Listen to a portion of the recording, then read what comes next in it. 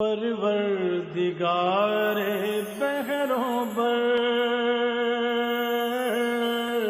پروردگار بحروں بر۔ اعوذ باللہ من الشیطان الرجیم، بسم اللہ الرحمن الرحیم۔ ان اللہ وملائکتہ یصلون علی النبی یا ایہا الذین آمنوا صلوا علیہ وسلموا تسلیما۔ اللہم صلی علی سیدنا و نبینا و شفیعنا و مولانا محمد وعلی آل محمد وبارک وسلم۔ محترم خواتین و حضرات، السلام علیکم۔ پیام صبح کے ساتھ ایک بار پھر حاضر، میں ہوں آپ کا میزبان انیق احمد۔ پیام صبح میں قرآن کریم کی مختلف آیات کے تعلق سے روزانہ گفتگو ہوتی ہے، یعنی پیر، منگل، بدھ اور جمعرات۔ جمعہ اور ہفتہ 2 دن سوال و جواب کے لیے ہوتے ہیں۔ آپ کے سوالات اور ہمارے ملک کے ایک جید مفتی صاحب کے جوابات قرآن و سنت کی روشنی میں۔ خواتین و حضرات، سیکھتے ہیں، دین کو سیکھتے ہیں، قرآن کریم کی آیات سے قریب آتے ہیں، کوشش کرتے ہیں اور ہمارے اپنے معزز علماء کرام، ان کے ہم بڑے شکر گزار رہتے ہیں کہ قرآن کریم کا علم یہ حضرات ہم تک منتقل کرتے ہیں۔ خواتین و حضرات، سورہ نساء آیات 146 اور 147 پر آج ہم بات کروائیں گے اپنے ملک کے ایک ممتاز عالم دین سے۔ منافقین کا ذکر ہو رہا ہے پچھلی آیات میں کہ ان کے رویے وغیرہ وغیرہ۔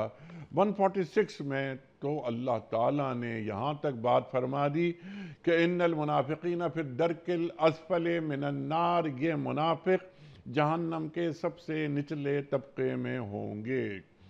ان کے کام وغیرہ وہ بھی پچھلی آیات میں بیان ہو چکے ہیں، اس پر گفتگو ہو چکی ہے ہماری۔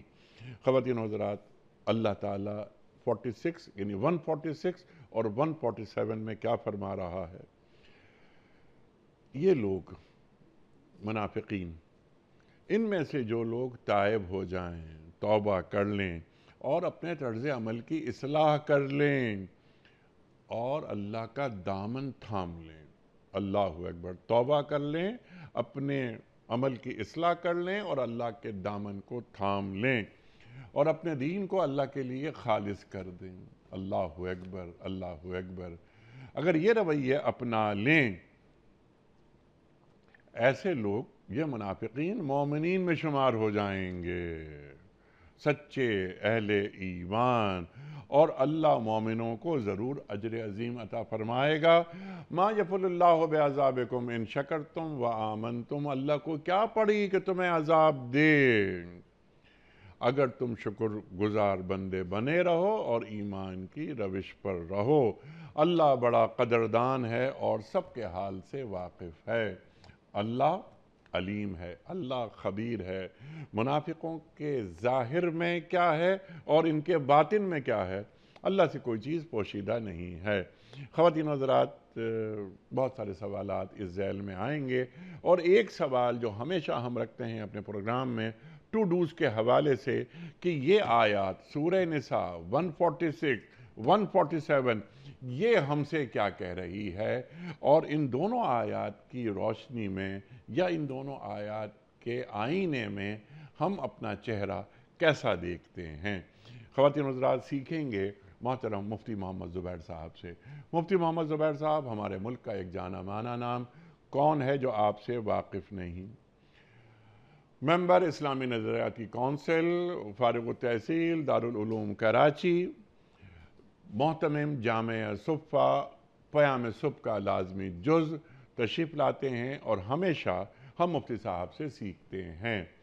مفتی صاحب کو خوش آمدید کہتے ہوئے پروگرام کا آغاز اللہ تعالیٰ کے بابرکت نام سے۔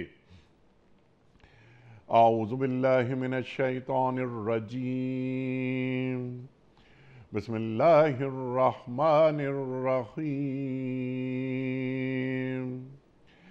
إِلَّا الَّذِينَ تَابُوا وَأَصْلَحُوا وَاعْتَصَمُوا بِاللَّهِ وَأَخْلَصُوا دِينَهُمْ وَأَخْلَصُوا دِينَهُمْ لِلَّهِ فَأُولَئِكَ مَعَ الْمُؤْمِنِينَ وَسَوْفَ يُؤْتِ اللَّهُ الْمُؤْمِنِينَ أَجْرًا عَظِيمًا ما يفعل الله بعذابكم إن شكرتم وآمنتم وكان الله شاكرا عليما صدق الله العظيم. البتہ جو لوگ ان میں سے تائب ہو جائیں اور اپنے طرز عمل کی اصلاح کر لیں اور اللہ کا دامن تھام لیں اور اپنے دین کو اللہ کے لیے خالص کر دیں، ایسے لوگ مومنوں کے ساتھ ہیں اور اللہ مومنوں کو ضرور اجر عظیم عطا فرمائے گا. اللہ کو کیا پڑی ہے کہ تمہیں خواہ مخواہ سزا دے اگر تم شکر گزار بندے بنے رہو اور ایمان کی روش پر چلو. اللہ بڑا قدردان ہے اور سب کے حال سے واقف ہے. محترم مفتی زبیر صاحب کی خدمت میں اس سے پہلے کہ ہم رکھیں آج کے پروگرام کے حوالے سے پہلا سوال، کل کے پوچھے گئے سوال کا درست جواب اور آج کا سوال آپ کی خدمت میں. کل کا سوال ہمارا یہ تھا کہ کس نبی کو اللہ تعالیٰ نے بیماری کے ساتھ آزمایا اور انہوں نے صبر اور شکر کیا؟ درست جواب حضرت ایوب علیہ السلام نے. آج کا سوال نوٹ فرما لیجئے. قرآن کریم کی وہ کون سی صورت ہے جس کی ہر آیت میں لفظ اللہ موجود ہے؟ سورہ مجادلہ یا سورہ ماعون یا سورہ فلق؟ جو درست جواب آپ سمجھتے ہوں روانہ فرمائیے. ہمارے فون نمبرز ہیں 0092213452709. ہمارا دوسرا فون نمبر ہے 0092213400980. ہمارا ای میل ایڈریس ps@dunyatv.tv. ہمارا SMS کا نمبر 3031 اور ہمارا واٹس ایپ کا نمبر ہے 0092321825019. مفتی صاحب ارشاد فرمائیے. منافقین کا ذکر ہو رہا ہے پچھلی آیات میں، مسلسل بات آگے بڑھ رہی ہے، لیکن اللہ تعالیٰ رحمان ہے اور رحیم ہے. یہاں رعایتیں، کنسیشنز، مغفرت، توبہ کر لو. اگر یہ لوگ، یہ منافقین جن کا ظاہر کچھ اور ہے باطن کچھ اور ہے، ڈاواں ڈول رہتے ہیں، اگر یہ توبہ کر لیں تو پھر اللہ تعالیٰ انہیں انعامات سے نواز رہا ہے. اللہ کیا فرما رہا ہے؟ منافقین کی توبہ، ان کی اصلاح، پھر اللہ کا دامن تھام لینا اور اپنے دین کو اللہ کے لیے خالص کر دینا. یہ جو اسٹیپس ہیں ذرا انہیں کھولیے. سورہ نساء کی ان آیات میں اللہ رب العزت نے فرمایا کہ اگر یہ منافق لوگ، اور ظاہر ہے کہ یہاں پر منافقوں سے مراد وہ منافق ہیں جو اعتقادی طور پر عقیدے اور نظریے کے اعتبار سے منافق تھے، سادہ لفظوں میں جو کافر تھے. جی.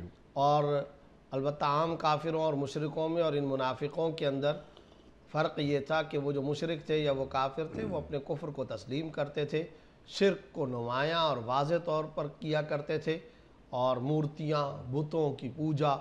لیکن جہاں تک ان منافقوں کا تعلق تھا، ان کا ظاہر کچھ تھا اور اندرون کچھ. جی. ظاہر کچھ اور اندرون کچھ. ظاہر کے اندر ایمان اور باطن کے اندر کفر کو رکھا ہوا ہوتا تھا.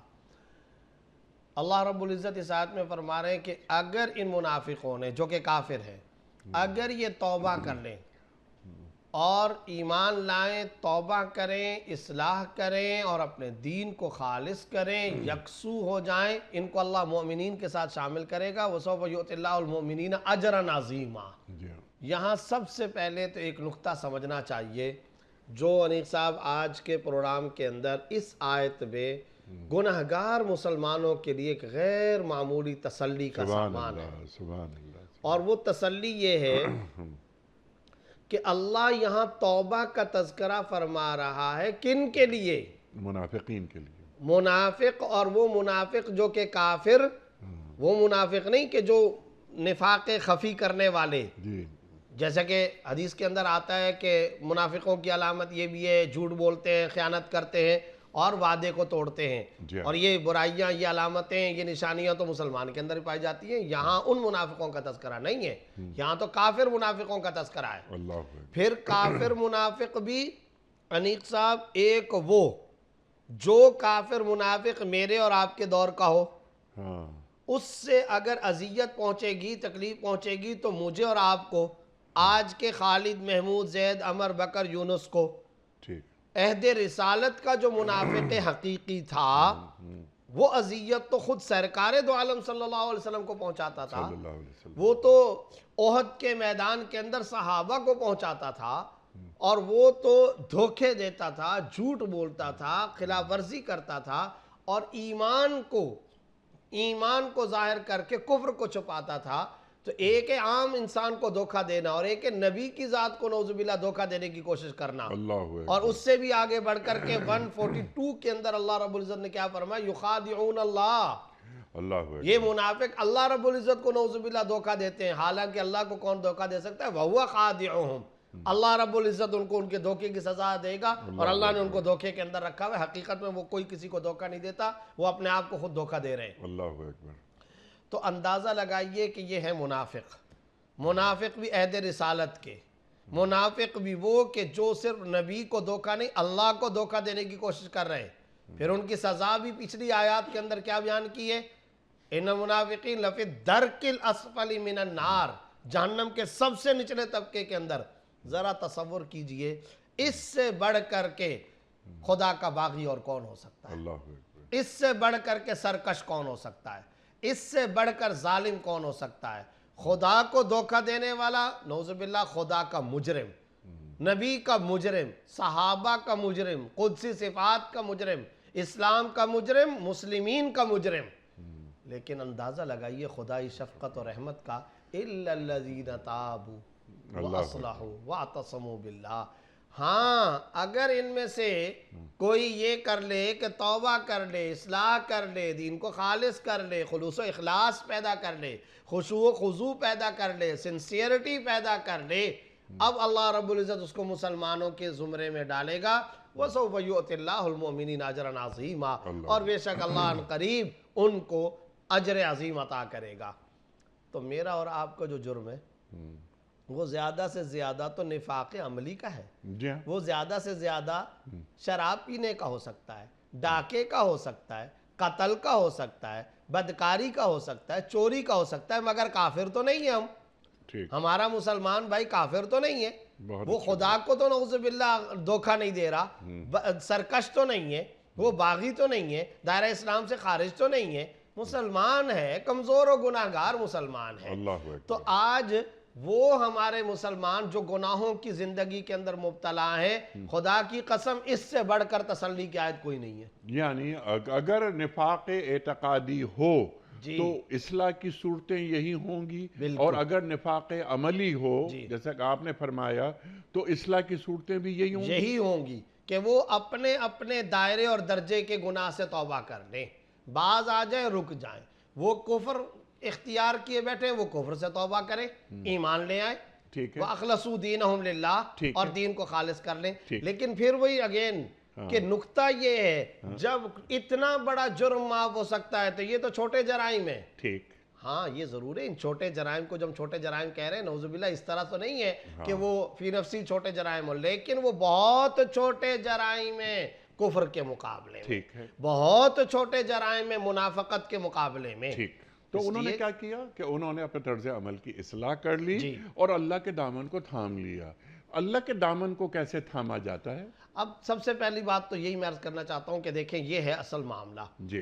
دوسرے نمبر پر ایک تو تسلی کا سامان ہے میرے لیے، آپ کے لیے. سبحان اللہ. دوسرے نمبر پر جو یہاں پر نقطہ ہے وہ یہ کہ اِلَّا الَّذِينَ تَابُوا. ٹھیک. قرآن کریم کا ایک اسلوب یہ ہے کہ توبہ کا جہاں بھی تذکرہ آتا ہے، توبہ کے ساتھ اللہ رب العزت توبہ کے دوام کا تذکرہ ضرور فرماتے ہیں. سبحان اللہ. توبہ کے قرار و ہمیشگی کا تذکرہ ضرور فرماتے ہیں. چنانچہ قرآن کا عام اسلوب ہے، إِلَّا الَّذِينَ تَابُوا وَاعْتَصَمُوا یا وَأَصْلَحُوا، إِلَّا الَّذِينَ آمَنُوا وَعَمِلُوا الصَّالِحَاتِ. صرف ایمان کا تذکرہ نہیں، آمنوا کے ساتھ عاملوا الصالحات کا تذکرہ، والعصر ان الانسان لفی خسر الا الذین آمنوا، اس کے بعد وعملوا الصالحات وتواصوا بالحق وتواصوا بالصبر۔ تو توبہ کا بھی جہاں پر معاملہ آتا ہے تو توبہ کو اللہ رب العزت چاہتے ہیں کہ یہ برقرار و دوام رہے، اس کے اندر ہمیشگی رہے۔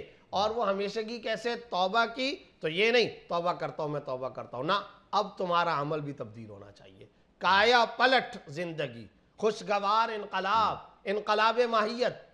اب باز آگے رک جاؤ، زاویہ نگاہ بدل لو، جس رخ پر چل رہے تھے پٹڑی تبدیل کر لو۔ اب وہ پٹڑی تمہاری نہیں رہے گی، وہ راستہ تمہارا نہیں رہے گا۔ اِلَّا الَّذِينَ تَابُوا وَأَصْلَحُوا، پھر اصلاح بھی کریں۔ یہ نہیں ہے کہ زبانی طور پر ایک مرتبہ توبہ کر لی، راستہ ابھی تک وہی ہے اور وہی اعمال اختیار کیے جا رہے ہو، تو یہ اگر توبہ کرتے ہو اس توبہ کا فائدہ نہیں ہے۔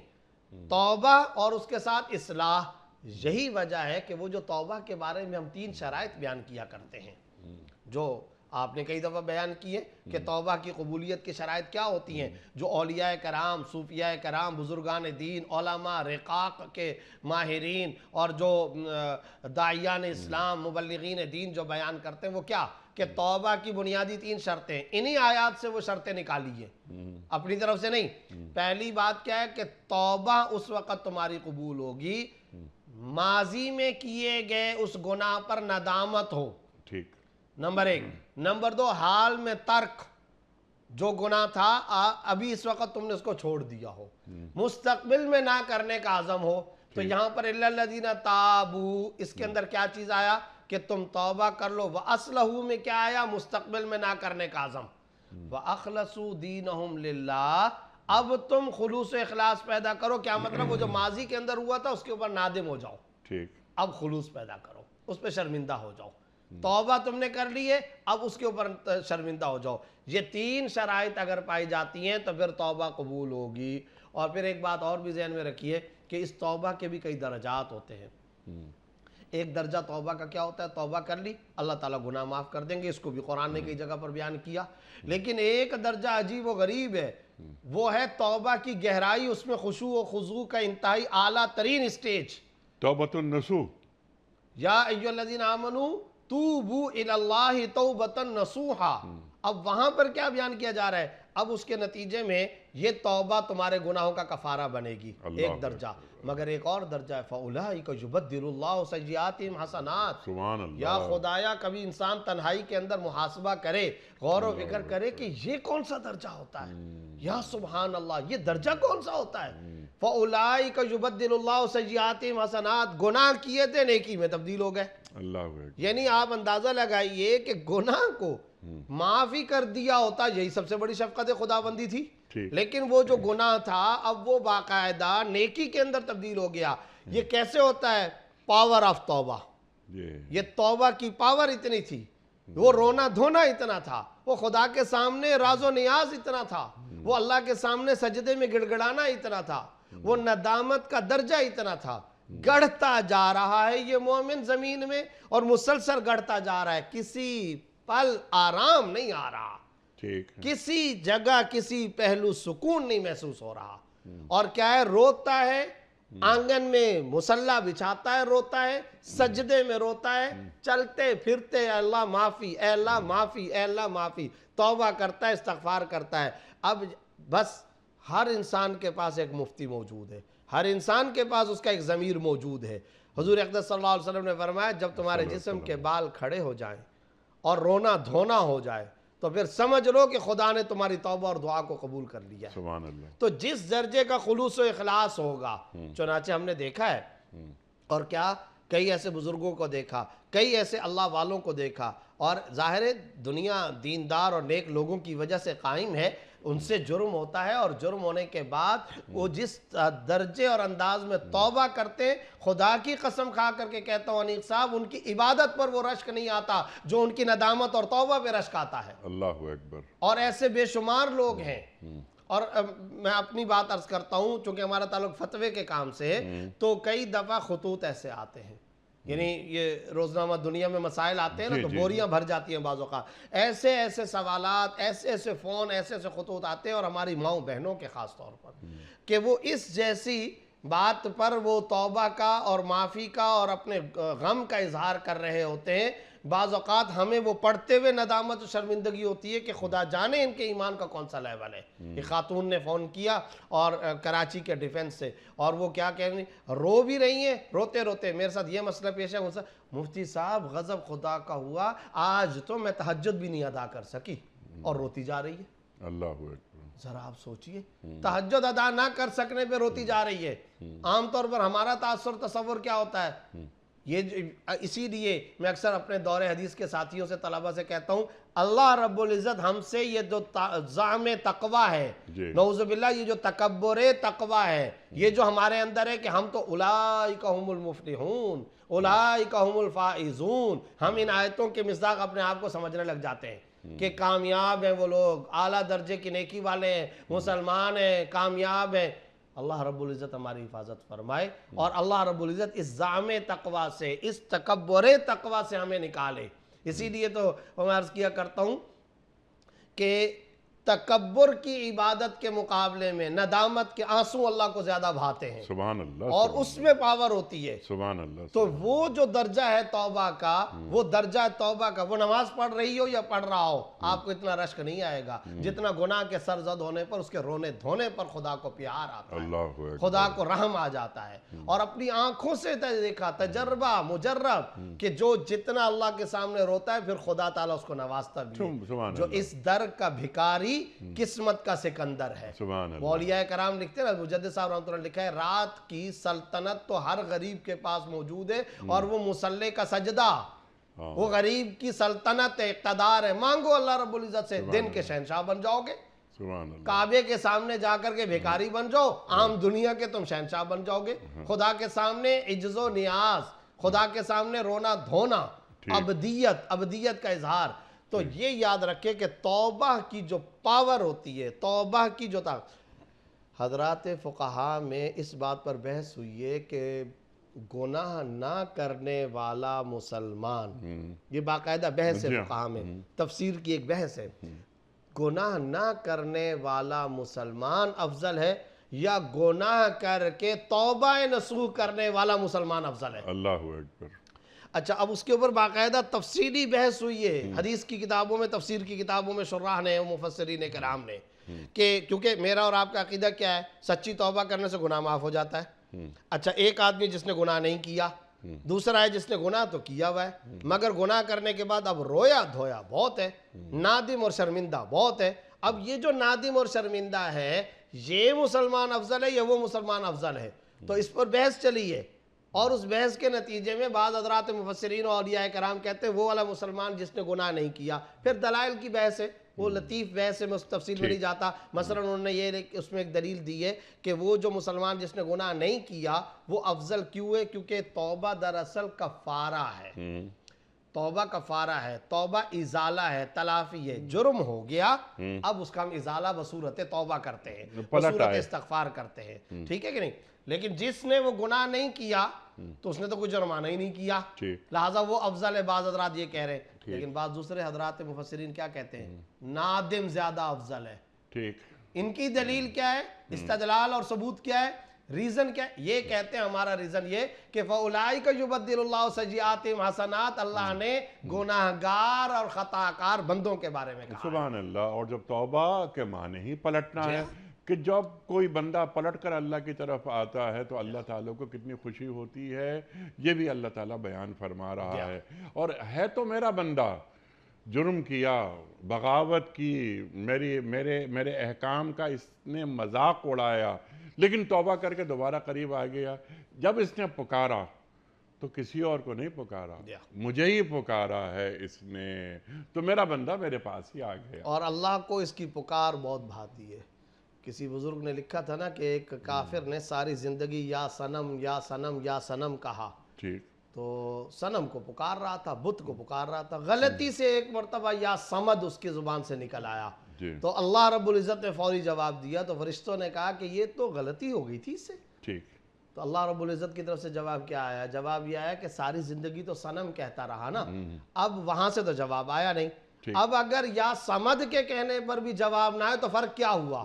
لازم ہے جواب دینے کے لیے تیار ہوں. اور وہ جو ابھی آپ نے بات کہی نا کہ اللہ کو خوشی کتنی ہوتی ہے, وہ حدیث کے اندر خود آپ صلی اللہ علیہ وسلم نے بیان فرمایا, حدیث قدسی ہے, اور اس میں تفصیلی واقعہ کہ کوئی آدمی ہے اور وہ چرواہا ہے اور وہ جنگل کے اندر جاتا ہے, اس کی سواری گم ہو گئی اور سارا دن تلاش کرتا, بھوکا پیاسا, کھانے کو کچھ نہیں, زیادہ راہ اسی اونٹ پر تھا اور وہ اونٹ گم ہو گیا. اب اس کو چاروں طرف کہیں نہیں مل رہا, اب بھوک سے مرنے کے قریب, پیاس سے جاں بلب ہو گیا. اسی اسنا میں تھک ہار کر کے وہ سو جاتا ہے. سو جانے کے بعد آنکھ لگتی, جب اٹھتا ہے تو اس کا توشہ اور اونٹ سامنے کھڑے ہیں. تو فرمایا اس انسان کو جتنی خوشی ہوتی ہے اس سے کئی گنا زیادہ اللہ کو بندے کی توبہ پر خوشی. اللہ اکبر. اور وہ گھبراہٹ میں, خوشی میں یہ کہتا ہے کہ اے اللہ میں تیرا رب, تو میرا بندہ, برعکس جملہ بول دیتا ہے. تو اللہ تعالیٰ کو اس کی یہ گھبراہٹ بھی عزیز ہوتی ہے. اچھا, یہاں پر منافقین یہ آ جائیں, اپنی اصلاح کر لیں, توبہ کر لیں. توبہ پر آپ نے تفصیلی بات فرما دی. قرآن کریم مستغفرین بالاسحار کہتا ہے.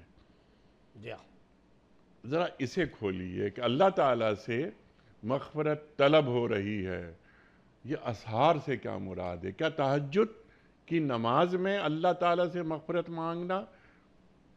ذرا واضح کیجئے. انیق صاحب, یہ جو سحر کے وقت, جی, رات کا شب زندہ دار ہونا, ٹھیک, اور رات کا آخری پہر, جی, یہ قرآن و حدیث کے اندر بڑا قیمتی وقت سبحان اللہ, سبحان اللہ. اور یہ ایک ایسا قیمتی وقت ہے, صحیح بخاری کے اندر حدیث موجود ہے. آپ صلی اللہ علیہ وسلم نے فرمایا کہ شب کے آخر کے حصے میں اللہ اپنی شان کے مطابق آسمان دنیا پر تشریف لے آتے ہیں, اور اس وقت اللہ تعالیٰ فرماتے ہیں کوئی ہے جو مجھ سے سوال کرے کہ میں جواب دوں, کوئی ہے جو پکارے کہ میں اس کا جواب دوں, کوئی ہے طلب کرنے والا کہ میں اس کی طلب کو پورا کروں. یہ اللہ رب العزت فرما رہے ہیں. اچھا, یہ جو مستغفرین بالاسحار ہے, اس کو عباد الرحمن, بندے خدا کے خاص بندے, ان کے اندر اس کا تذکرہ کیا گیا. اور سورہ مزمل کی آیت نمبر 6 میں اللہ نے کیا فرما رکھا ہے؟ ان ناشیۃ اللیل ہی اشد وطئا واقوم قیلا, بے شک راتوں کا جاگنا یہ خواہشات نفسانیہ کو دبانے اور دن کے وقت میں سچی اور حقیقی اور پرتاثیر گفتگو میں سب سے زیادہ مؤثر ترین چیز ہے.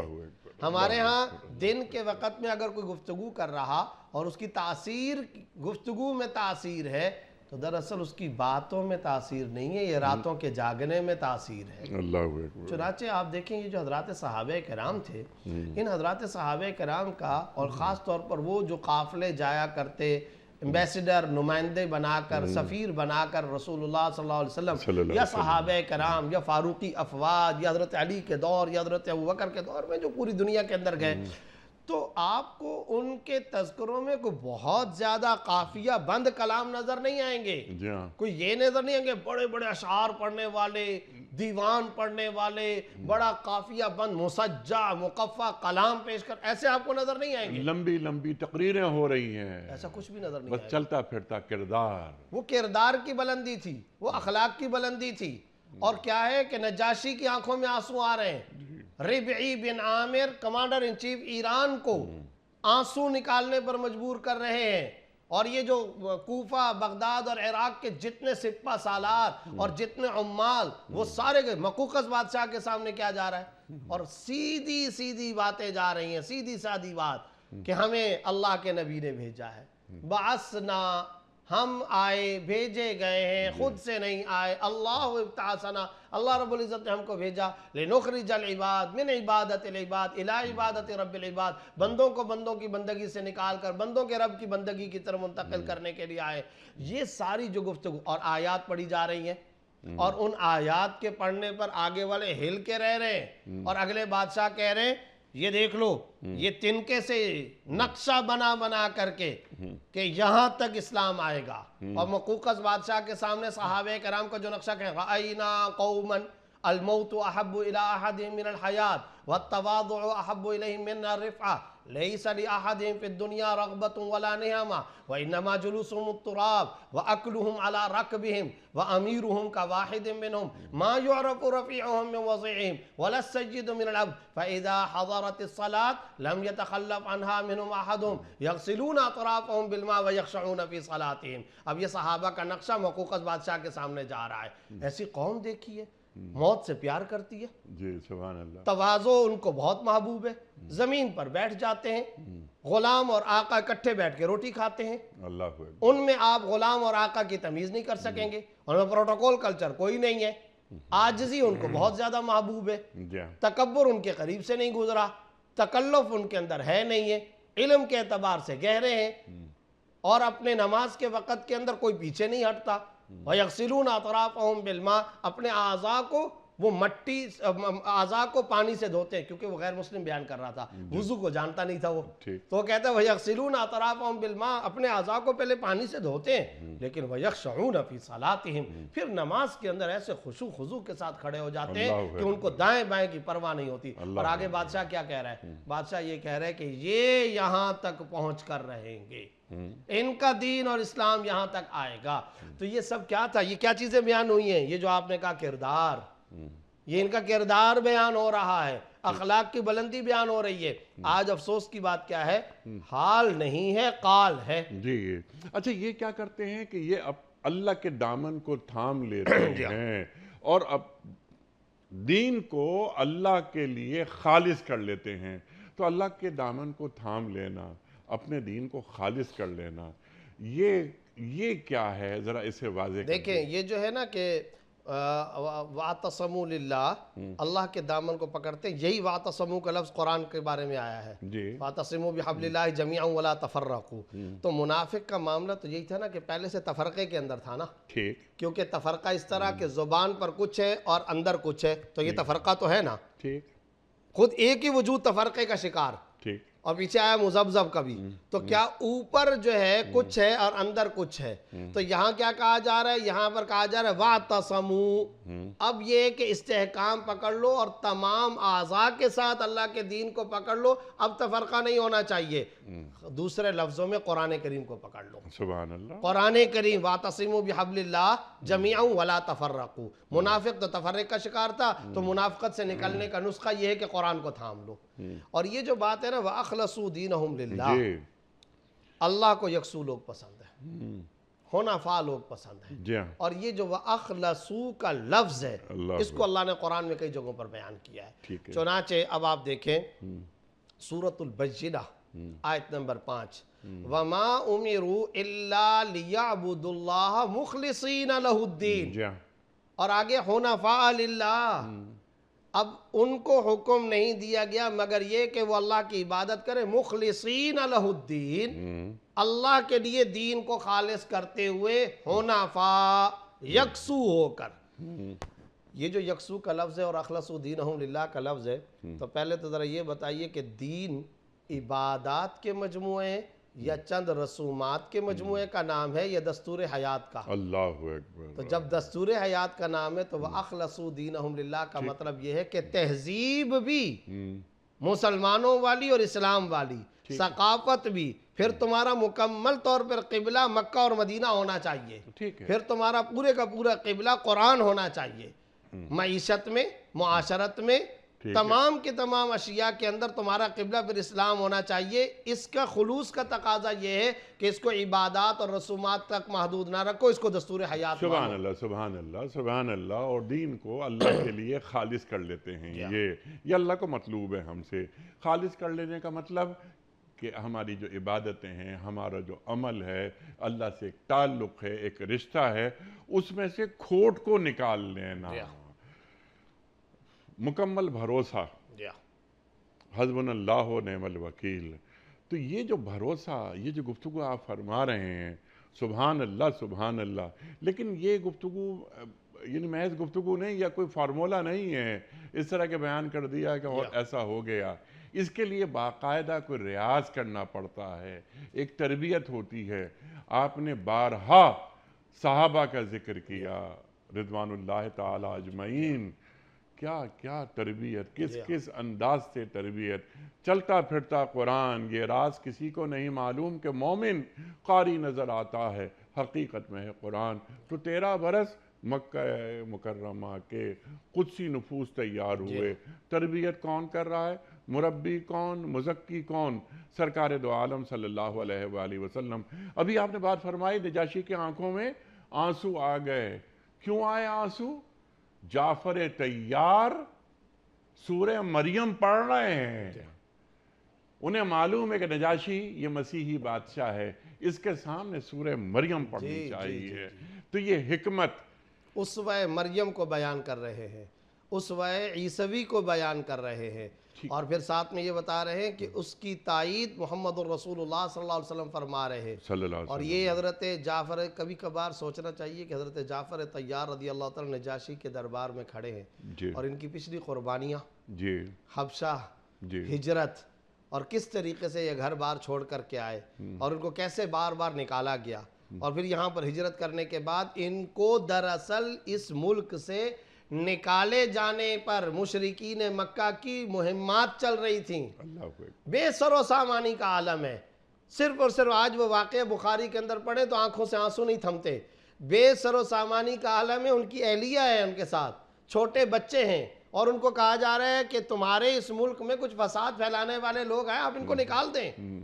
اور وہ بیچارے بے سر و سامانی کے عالم میں خستہ حال، پھٹے پرانے کپڑوں کے ساتھ وقت کے طاقتور بادشاہ کے سامنے آ کر کے سورہ مریم کی تلاوت کر رہا ہے۔ کردار بول رہا ہے، یہ کردار بول رہا ہے، اور پیچھے اللہ ہے جو بلوا رہا ہے۔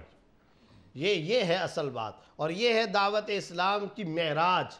اور وہ چاہے دحیہ کلبی رضی اللہ تعالیٰ عنہ ہوں، چاہے حضرت جعفر طیار ہوں، چاہے ربیعی بن عامر ہوں، یہ قدسی صفات رسول اللہ صلی اللہ علیہ وسلم نے تربیت کر کے بھیجے تھے۔ اور پھر جب یہ گئے ہیں تو کہاں کہاں نقوش انہوں نے نہیں چھوڑے، اور کہاں کہاں انہوں نے دنیا کی کایا نہیں پلٹی ہے۔ تو یہ اصل ان کے پیچھے جو طاقت تھی وہ قرآن کی طاقت، تزکیے کی طاقت، حنفاء للہ کی طاقت، وَأَخْلَصُوا دِينَهُمْ للہ کی طاقت۔ اچھا، اور دوسری بات ایک اور بھی عرض کر دوں، انیق صاحب، یہ جو خلوص ہے نا، دین کو خالص کرنا، یہ بڑا ضروری ہے۔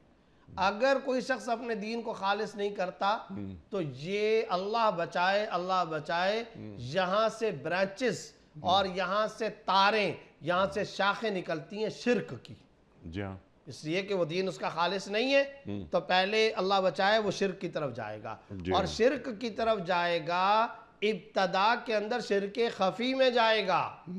اور ابتدا میں شرک خفی کے اندر جانے کا کیا مطلب ہے؟ اللہ خالق تو ہے، ٹھیک ہے، لیکن اصل تو میرا باس مجھ کو پیسے دے گا، میرے روزی رزاق نعوذ باللہ یہ میرا فیکٹری کا مالک ہے، یہ میری باہر والی سلطنت ہے، یا یہ باہر والا ملک ہے، وہ روزی رزاق دے گا، یا وہ جو نعوذ باللہ ثم نعوذ باللہ جو بین الاقوامی مالیاتی ادارے ہیں وہ ہماری ریاست کو انجیکشن لگائیں گے، اور وہ ہمیں معیشت کے کچھ فارمولے دیں گے، اور وہ کچھ ہم کو قرض بصورت سود و ایڈ دیں گے، تب جا کر کیا ہے؟ یہ اخلصوا دینہم للہ نہیں ہے۔ اس سے اگرچہ اعتقادی طور پر تو ہم یہ نہیں کہہ رہے ہوتے کہ ہمارا مالک اور رازق کوئی اور ہے، لیکن عملی طور پر ہمارے اس عقیدہ توحید اور وحدت کے عقیدے میں کمزوری آتی ہے۔ یہ بات اللہ رب العزت نے قرآن کی ایک اور آیت میں فرمائی ہے، وہ کیا؟ سورہ حج آیت نمبر 31، حنفاء للہ غیر مشرکین بہ ومن یشرک باللہ فکانما خر من السماء۔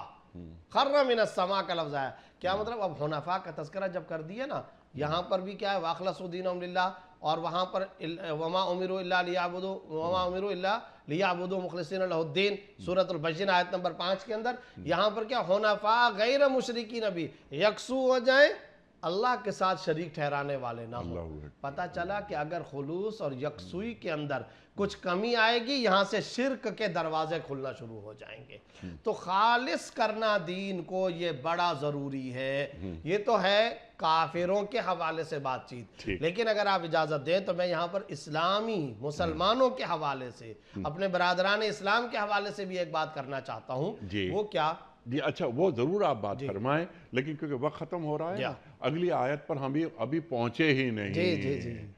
اللہ تعالیٰ نے فوراً جو اگلی بات فرمائی، اللہ اکبر، جیسے آپ فرماتے ہیں نا کہ رونگٹے کھڑے ہو جاتے ہیں، تو اللہ کس انداز سے بات کر رہا ہے، کس محبت اور شفقت کا مظاہرہ کر رہا ہے. کتب علی نفسہ الرحمہ، اللہ نے تو اپنے اوپر رحمت کو ویسے ہی لازم کر رکھا ہے کہ ما یفعل اللہ بعذابکم ان شکرتم وآمنتم. تم یہ تمام کام کرو جو بیان کر دیے گئے ہیں، اللہ کو کیا پڑی کہ تمہیں عذاب دے.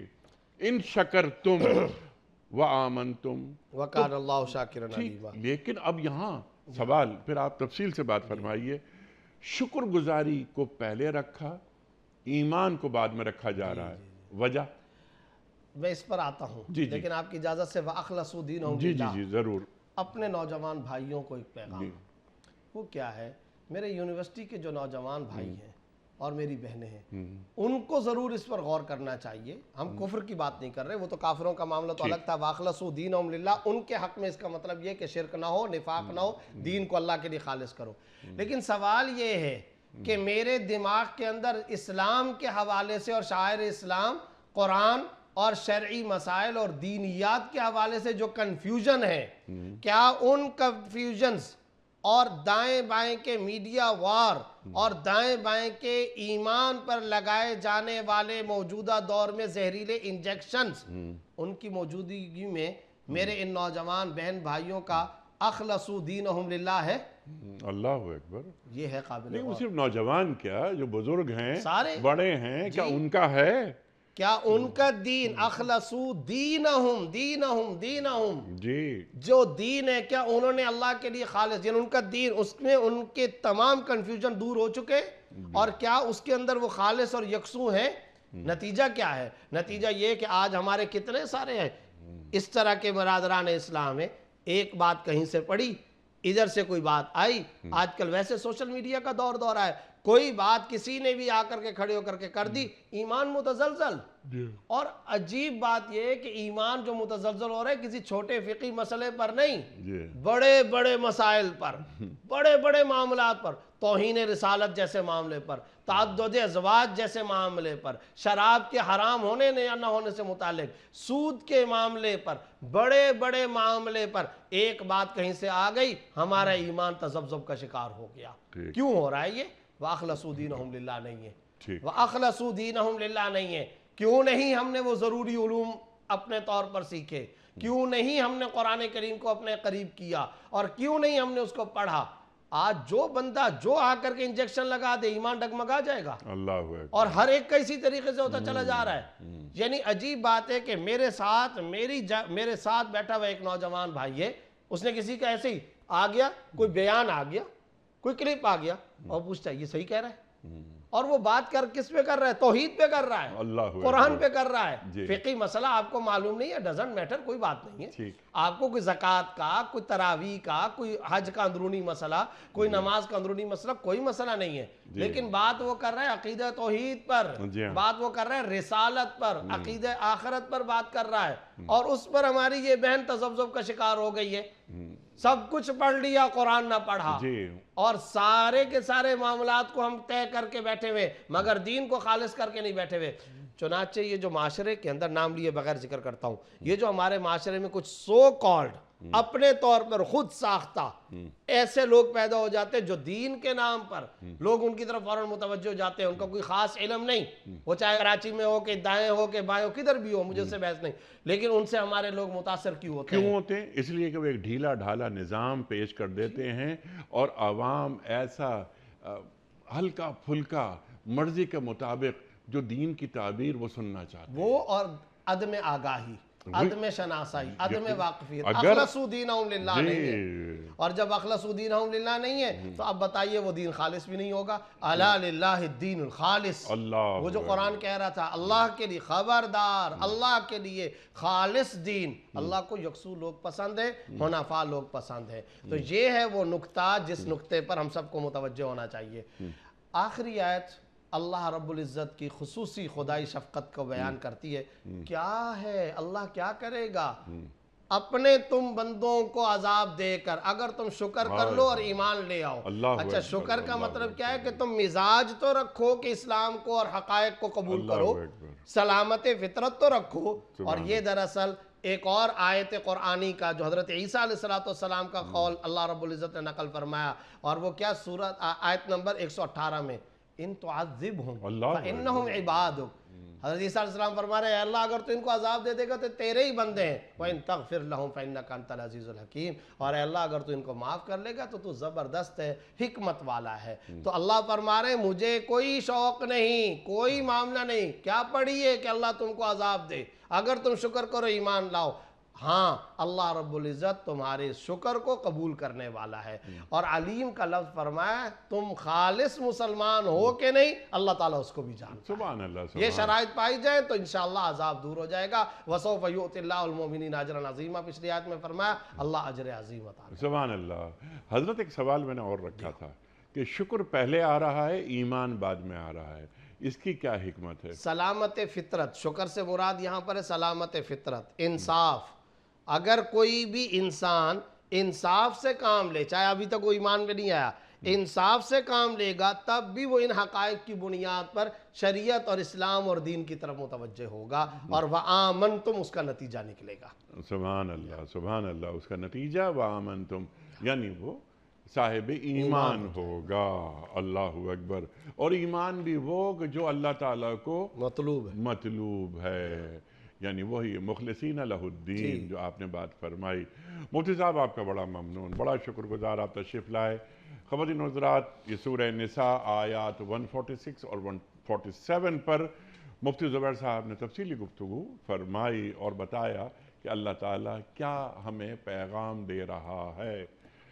کیا اچھی بات فرمائی مفتی صاحب نے کہ جو نفاق اعتقادی ہے ہم اس سے تو نہیں گزرتے، الحمدللہ الحمدللہ، لیکن بعض اوقات نفاق عملی سے اگر بندہ گزر رہا ہے تو بتا رہا ہے اللہ کہ یہ توبہ کر لیں، یہ اپنی اصلاح کر لیں، طرز عمل کو بہتر کر لیں اور اپنے دین کو اللہ کے لیے خالص کر لیں۔ اللہ تعالیٰ کو کیا پڑی کہ ہمیں عذاب دے، بس ہم شکر گزاری کرتے رہیں اور ایمان لائیں۔ مفتی صاحب کا بڑا شکر گزار ایک بار پھر کہ آپ تشریف لائے۔ وقت مکمل ہوا ہمارے آج کے پروگرام کا۔ آپ اور ہم جانتے ہیں کہ پیام صبح میں آخری حصے میں ہم کوئز کا جو سوال ہے اس کو دہراتے ہیں۔ کل کا سوال ہمارا یہ تھا کہ کس نبی کو اللہ تعالیٰ نے بیماری کے ساتھ آزمایا اور انہوں نے صبر اور شکر کیا؟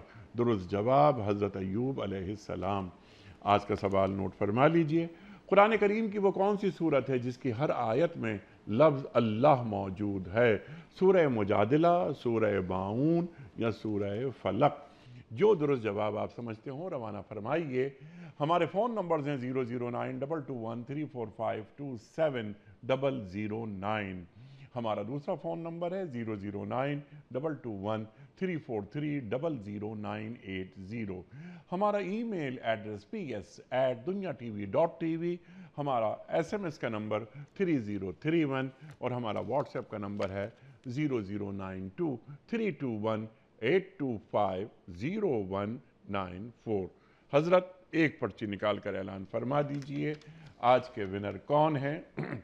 یہ ہیں جی ارشد الہی صاحب، وابڈا ٹاؤن لاہور۔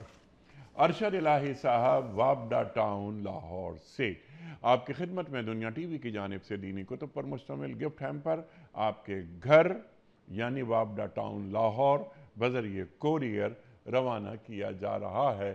آپ کو بہت بہت مبارک ہو۔